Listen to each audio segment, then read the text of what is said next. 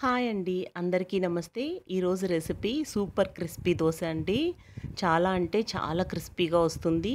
నేను చూపించిన కొలతలతో యాజ్ ఇట్ ఈస్‌గా చేశారంటే మనం రెస్టారెంట్‌కెళ్ళినా, హోటల్‌కెళ్ళినా డిన్నర్‌లో కానీ, మార్నింగ్ బ్రేక్‌ఫాస్ట్‌లో కానీ ఎక్కువగా ఆర్డర్ చేసుకునేది దోసనే కదండీ! అలాంటి మసాలా దోస కానీ క్రిస్పీ దోస ఎలా చేయాలో ఈ వీడియోలో చూపిస్తాను. చూడండి మీరు. మీరు వీడియోలో అబ్జర్వ్ చేస్తున్నట్లయితే ఎంత క్రిస్పీగా ఉందో అర్థమవుతుందండి. ఇప్పుడు ప్రొసీజర్లోకి వెళ్ళిపోదాం. 2 గ్లాసుల రేషన్ రైస్ లేదా స్టోర్ రైస్ అంటారు కదండి, అలాంటి రైస్‌ని తీసుకోండి.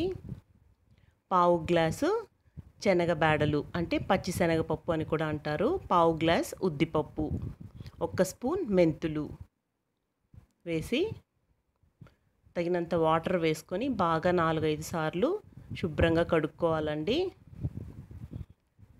కడిగేసిన తర్వాత నీళ్లు పోసి 7 గంటల పాటు నానబెట్టుకోవాలి. అదే గ్లాస్తో ఒక పావు గ్లాసు అటుకుల్ని తీసుకున్నాను. సేమ్ గ్లాస్ యూస్ చేయండి అన్నింటికి. దాన్ని కూడా బాగా కడిగి నానబెట్టుకోవాలి. ఇప్పుడు చూపిస్తున్నాను కదా, ఇప్పుడు బాగా పప్పు నానిపోయిందండి 7 గంటల తర్వాత. ఇప్పుడు దీన్ని మిక్సర్ జార్లోకి తీసుకొని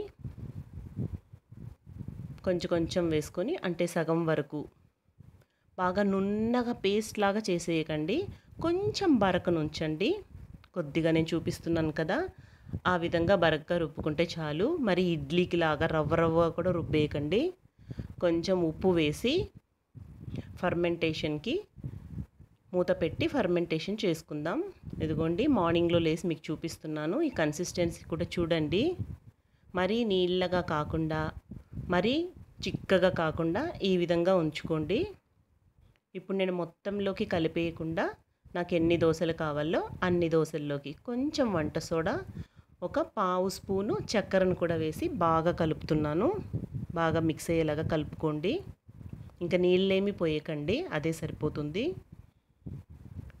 ఒక పెనాన్ని ఉంచి బాగా వేడెక్కిన తర్వాత నీళ్లు చిలకరించి ఇలా ఒక పెద్ద గెరెటెడు పిండిని తీసుకొని పెద్దగా స్ప్రెడ్ చేసుకోండి. దోశ పోయడం అందరికీ వచ్చనుకోండి. నేను ఇక్కడ లో ఫ్లేమ్లోనే కాలుస్తున్నాను, ఎందుకంటే హోటల్ స్టైల్ క్రిస్పీ దోశలాగా కదా. మంట మొత్తం పెనానికి అందదు కాబట్టి మీరు కొద్దిగా ఇలా తిప్పుకుంటూ చూడండి. ఒకవైపు బాగా ఎర్రగా వచ్చేసింది, ఒకవైపు తెల్లగా ఉంది. అలా మీరు మార్చుకున్నారంటే అక్కడికి కూడా మంట ఉంది, అక్కడ కూడా రెడ్డిష్గా వస్తుంది. సిమ్లోనే పెట్టుకొని మొత్తం కాల్చుకోండి. మీరు చూస్తున్నారు కదా ఎంత క్రిస్పీగా ఉందో. చూడండి, అలా తిప్పుతుంటేనే సూపర్ క్రిస్పీ దోశ రెడీ అయిందండి.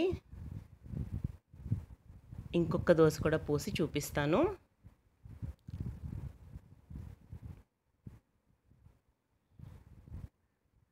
మనం ఇక్కడ శనగబాలు వేయడం వలన అస్సలు పెనానికి ఏమీ అంటుకోకుండా, మెంతులు కూడా వేసాం కదండి, మెంతుల వల్ల మంచి సువాసన వస్తుంది దోశకి. దోశ పోస్తుంటేనే ఇల్లంతా మంచి గుమగుమలాడుతూ ఉంటుంది. కొద్దిగానే ఆయిల్ కూడా వేస్తున్నాను, జస్ట్ అట్లా డ్రాప్స్గా. మీరు ఆయిల్ కూడా లేకుండా కూడా లైట్గా బ్రష్తో అలా అప్లై చేసుకొని కూడా పోసుకోవచ్చు. చూడండి, ఎక్కడే కానీ అంటుకోకుండా ఎంత క్రిస్పీగా వచ్చిందో.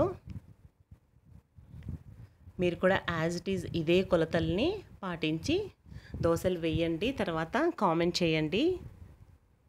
అంతే అండి. ఇవాళ అయితే నేను పళ్ళెం మాత్రమే చేశాను. పళ్ళెంతో కూడా చాలా బాగుంటుంది.